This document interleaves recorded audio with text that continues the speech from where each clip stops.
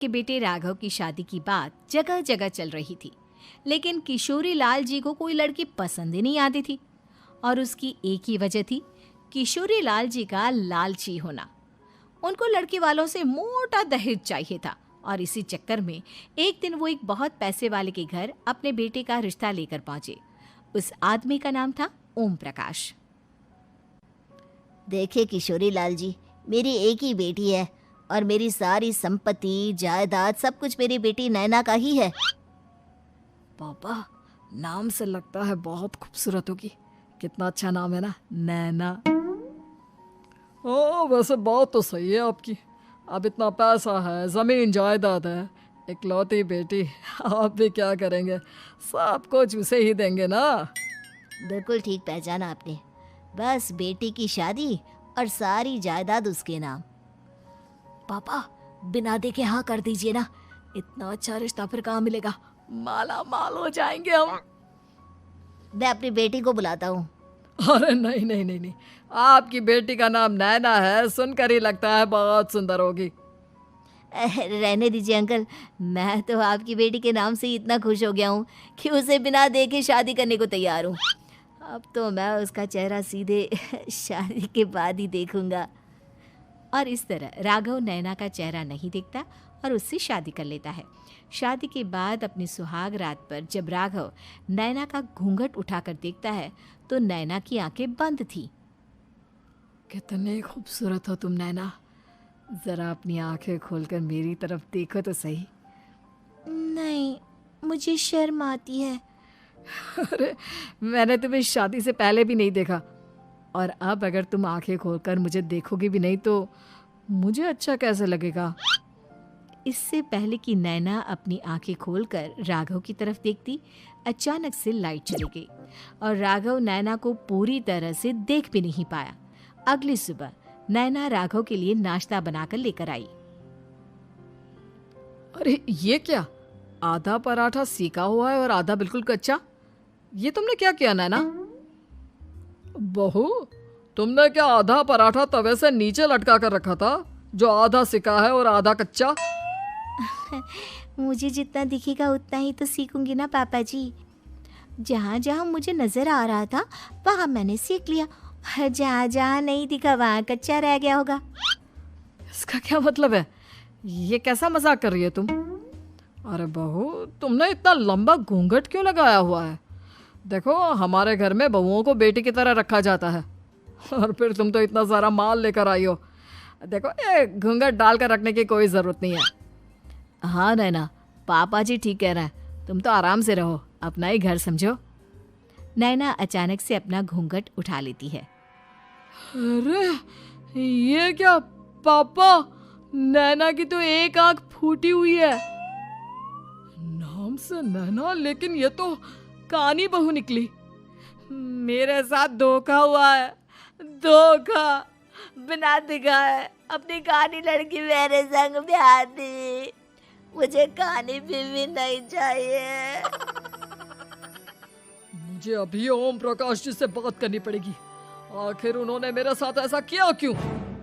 अरे, आप लोगों ने ही तो पापा से कहा था कि आप लोग शादी से पहले मुझे देखना नहीं चाहते। अब मेरे पापा पर क्यों इल्जाम लगा रहे हैं? अरे लेकिन उन्हें बताना तो चाहिए था ना कि तुम कहानी हो, एक आंख से तुम्हें दिखाई नहीं देता।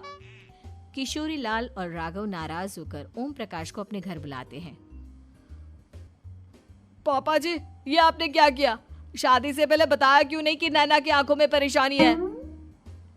अरे, आप ही ने तो लड़की देखने से मना कर दिया था। और लेकिन आप बता तो सकते थे।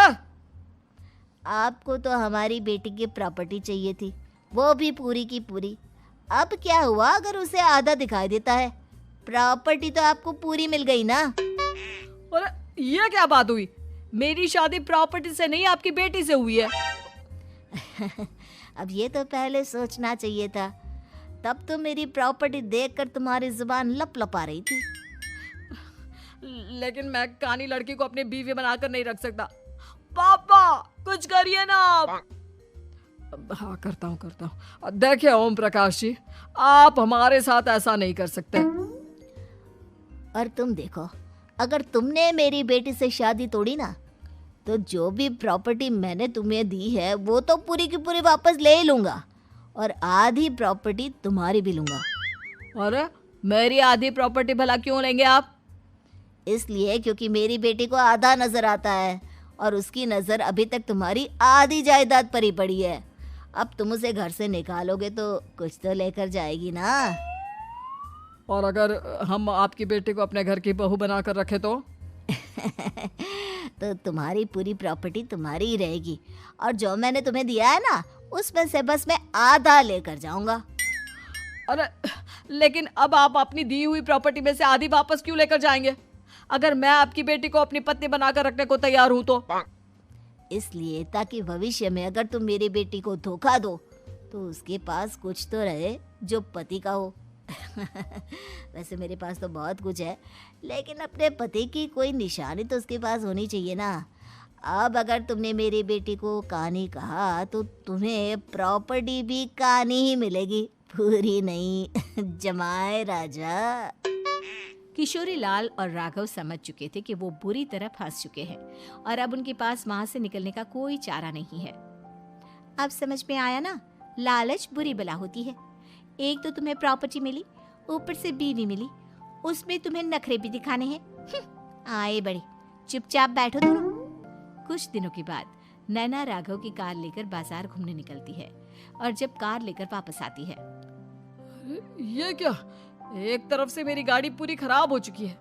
लगता है तुमने मेरी गाड़ी को किसी दूसरी गाड़ी के साथ एक्सीडेंट किया है। अरे अरे कितना बड़ा नुकसान कर दिया तुमने बहू। वो क्या है ना पापा जी, मुझे एक आंख से दिखाई नहीं दे रहा था, सामने से गाड़ी आ रही थी। मुझे तो सिर्फ आधा ही दिखाई दिया और वो गाड़ी मेरी कार से रगड़ते हुए निकल गई। अब मैं क्या करूं बताओ? आप इसे ठीक कराने के पैसे कौन देगा? तुम्हारे पापा। तुमने मुझसे इस तरह से बात की? अभी रुको। नैना राघव की शिकायत ओम प्रकाश को कर देती है। देखो राघव, अब जो मेरी आधी प्रॉपर्टी तुम्हारे पास थी ना उसमें से आधी और मैं लेकर जाऊंगा क्योंकि तुमने मेरी बेटी को डांटा। अरे नहीं नहीं पापा जी, गलती हो गई, माफ कर दो। गलती की तो कोई गुंजाइश ही नहीं। अगली बार मेरी बेटी को डांटा तो बची हुई आधी में से आधी और ले जाऊंगा। लालच के चक्कर में हम दोनों ने बहुत बड़ी गलती कर दी बेटा। एक तो तुम्हें कानी बहू मिली और ऊपर से जो माल मिला वो भी काना। इस तरह राघव की हर एक गलती पर ओम प्रकाश उसकी प्रॉपर्टी का आधा आधा हिस्सा लेकर अपना सारा माल वापस ले गया और राघव को कानी बीवी से काम चलाना पड़ा। भाई लालच वाकई में बुरी बला है।